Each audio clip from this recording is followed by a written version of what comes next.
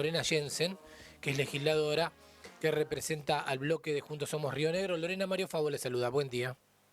¿Qué tal, Mario? Buen día. Buen día a todo el equipo y a la audiencia. Buen día. ¿De qué manera acompañan desde la legislatura en esta capacitación para implementar el recupero de fondos en hospitales públicos?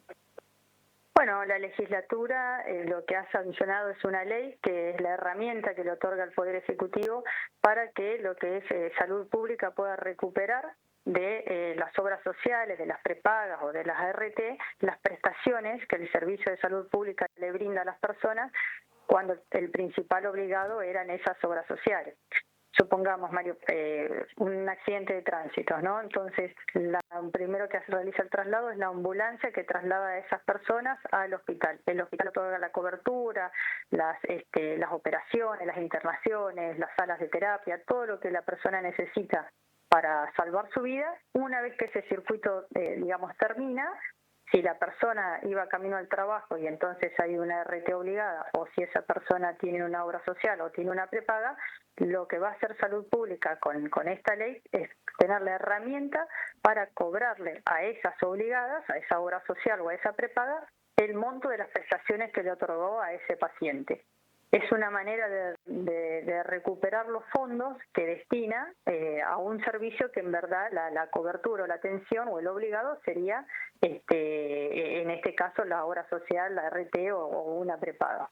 Y además es realimentar, digamos, de alguna manera el sistema, porque lo que se recupera por ley va únicamente a salud pública, que lo vuelve a invertir en prestaciones, en lo que son insumos, recursos humanos. Y bueno, ayer lo que se estaba haciendo en la legislatura es largar esta capacitación, porque como siempre decimos, la ley, si queda en letra muerta o no se aplica, queda como vacía de contenido. Entonces, una vez que se creó la ley, lo que viene ahora es la capacitación al propio personal administrativo de los distintos hospitales de nuestra provincia para que sepan facturar estos servicios, estas prestaciones, establecer los montos y poder iniciar esas acciones de recupero frente a esos obligados, ¿no? Que son obras sociales, prepagas o aseguradoras de riesgo del trabajo. Ayer se largó la capacitación, donde estaban los distintos los sectores administrativos, porque esto es un sistema y, como siempre decimos, vale tanto la labor que hace el médico cirujano como el personal administrativo, que es el que después se va a encargar de cobrar esas prestaciones al obligado para que Salud Pública siga atendiendo, porque Salud Pública tiene que atender a todas las personas. Después se ve si tiene, ante la emergencia, tiene que cubrir y otorgar las prestaciones. Después se ve o no si tiene alguna cobertura médica o de obra social en la que se pueda entablar esa acción de recupero de fondos, ¿no? Bueno, por los montos que daban a conocer, evidentemente las obras sociales y las prepagas son poco proclives a pagar por esa atención, o lo han sido hasta ahora, ¿no? Exactamente.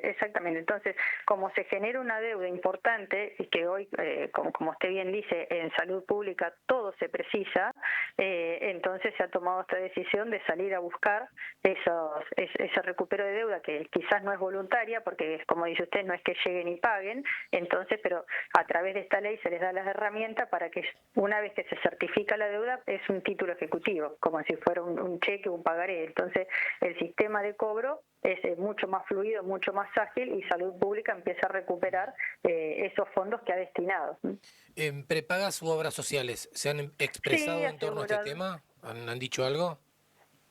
¿Cómo? Perdón, Mario. Si las prepagas y las obras sociales se han expresado, digo, y cuando lo pienso negativamente, en cuanto a algún tipo de rechazo o cuestionamiento por ejemplo, los montos que se definan. ¿Han escuchado la voz de algunos de ellos? Yo estimo que obviamente se ha escuchado la voz, pero la realidad es que esto incluso viene replicándose en otras provincias, porque si ellos tuvieran, o cuando ellos cobran los montos porque después la persona paga los aportes, es en función incluso de todos estos servicios que ya los tienen contemplados.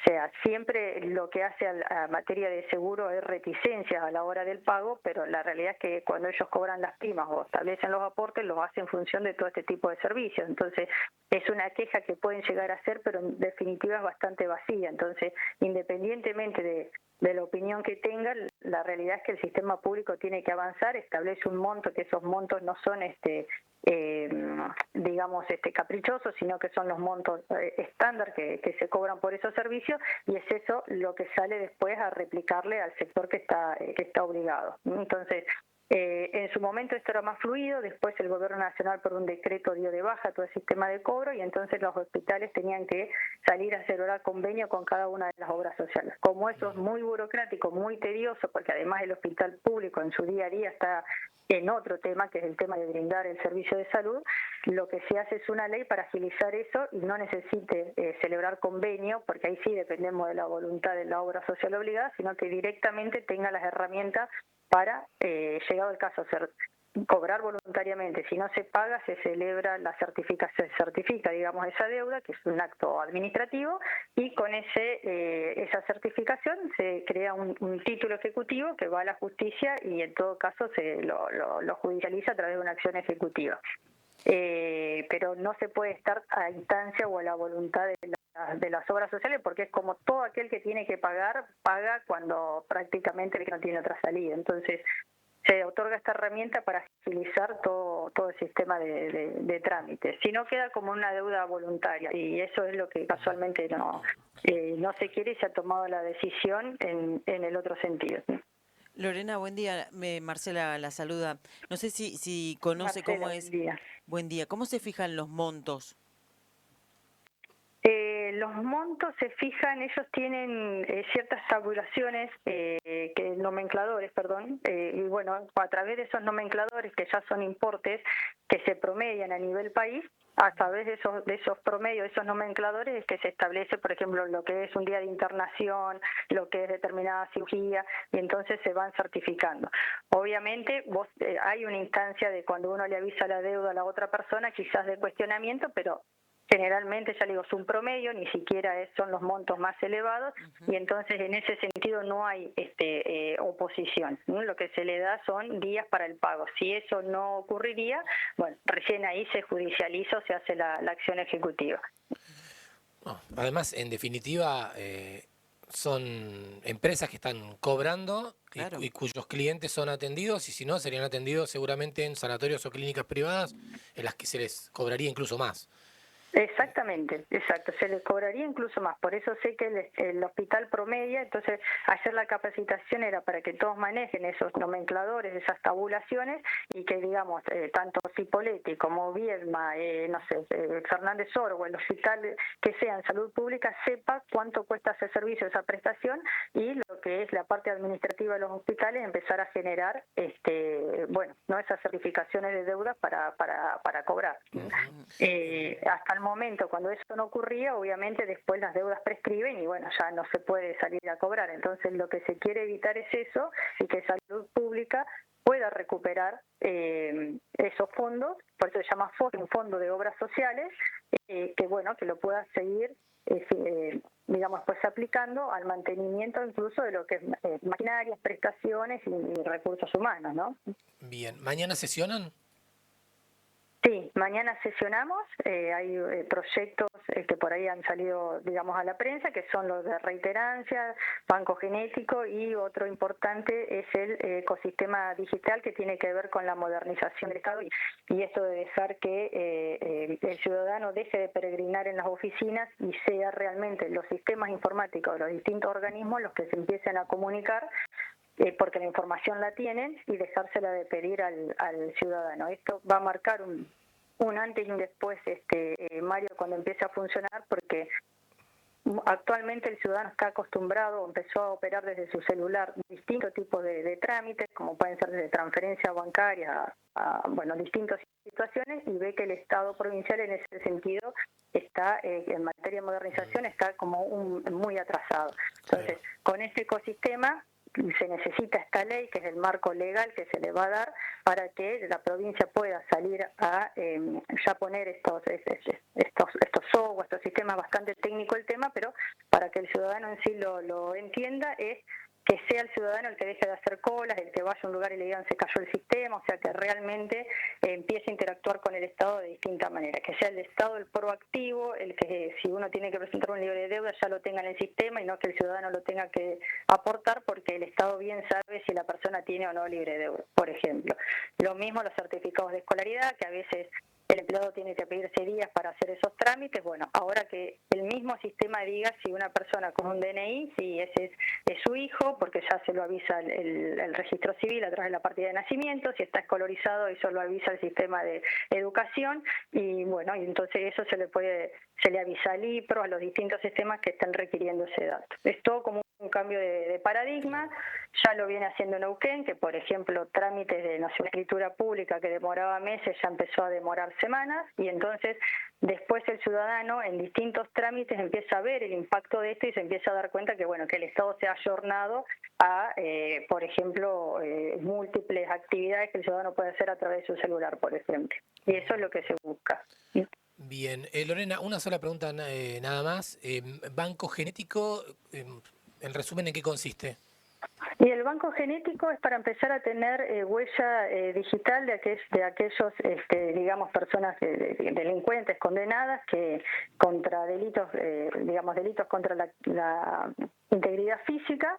Y entonces empieza a formar ese banco de huellas que hace que cuando uno empieza a investigar y empieza a tomar las huellas, las vuelca en ese banco de datos, y si salta a quién pertenece, porque veo que esto tiene que ver con el ADN, que tiene una fiabilidad del 99,9%, se detecta si es compatible, y en ese caso se aceleran los pasos de saber quién puede ser el autor de determinado delito, ¿no? Entonces es un banco de ADN que lo que hace, le va a servir a la justicia para cotejar las muestras que va tomando, y no como a veces sucede que, no sé, 10, 12, 15 años después se detecta el autor de un delito, porque sobre todo de estos tan graves, por alguna huella. Entonces empieza a hacer ese banco que, bueno, necesita por supuesto la ley que lo cree para empezar a ponerlo en práctica. Claro, pero estos proyectos no es un proyecto nuevo, ¿no? Porque entiendo que esto en Río Negro se viene hablando desde hace años. Sí, No, exactamente. no se había creado el Sí, sí, banco, sí. eso es lo que, o sea, estaba No se había... en la letra, pero no Claro, se aplicaba. Estaba en la ley claro, y no se efectivizaba. Exacto. La ley lo que otorga es esa herramienta para dar el marco legal de que sea legal el banco de datos y que se puedan empezar a cotejar las huellas.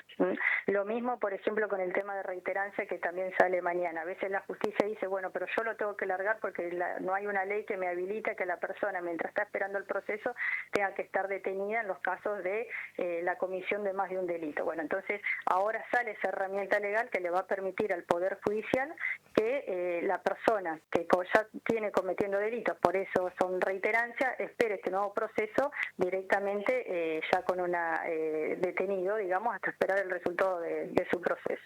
Es para evitar lo que se llama la puerta giratoria. Bueno, muchas veces es eso, Mario, se necesita la ley que otorgue esa herramienta legal para que después no quede nulo o no se anulen las actuaciones que se vengan haciendo, porque no hay un marco legal o que lo garantice, por así decirlo, o que lo proteja. Lorena, gracias por estos minutos. Bueno, muchas gracias Mario, Marcela, hasta luego.